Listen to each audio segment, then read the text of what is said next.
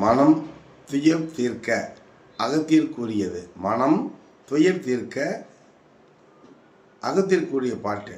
தெய்வீக வாழ்க்கை இருக்கக்கூடிய நிம்மதி லௌகிக வாழ்க்கையில் கிடையாது. நல்லா சொல்கிறாரு.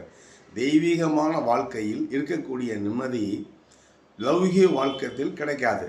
ஒரு மணி நேரம் தெய்வத்திற்காக ஒதுக்க வேண்டும்.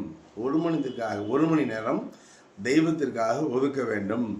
இல்லை என்றால் மனம் இறுகும், துயரே அடைவார். இப்படி யார் செய்யலையோ அவங்க மனம் இறுகும், துயரே அடைவார். யாரை கேட்டாலும் டிவி பார்க்க நேரம் இருக்குது, செல்ஃபோன் பார்க்க நேரம் இருக்குது, நிமலையில் பாட நேரம் இல்லை, தெய்வத்துக்கு நேரம் இல்லைம்பாங்க.